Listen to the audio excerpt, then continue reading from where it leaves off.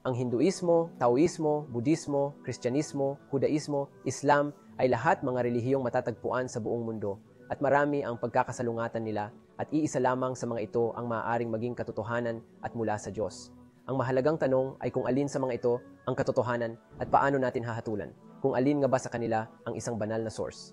Ang simpleng sagot ay kung ano ang gumagawa sa isang partikular na relihiyon na tama sa halip na ang iba ay ang lakas ng kanilang mga ebidensya. Para sa ating mga Muslim, ang relihiyong ito ay Islam. Ang Islam ay tumutugon sa talino, sa puso at sa kaluluwa at ipinakikita sa atin ang tiyak na katibayan ng pinagmulan at katotohanan nito.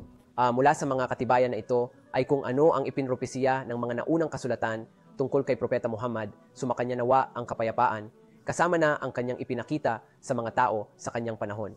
Kasabay nito ay may mga pangyayaring ipinropesiya ng Quran na nagkatotoo. Ngunit ang pinakadakilang katibayan ay ang hamon para sa sinuman na gayahin ang Quran kahit sa iisang kabanata.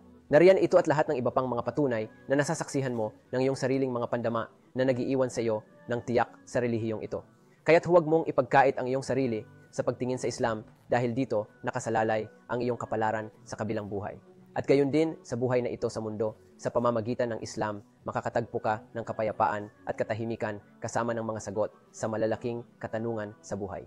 Makikita mo rin ang banal na karunungan sa mga turo ng Islam na magpapahanga sa iyo kung gaano kalawak ang mga ito sa iyong buhay.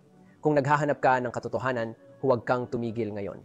Ang pagtingin sa Islam ay hindi mahirap.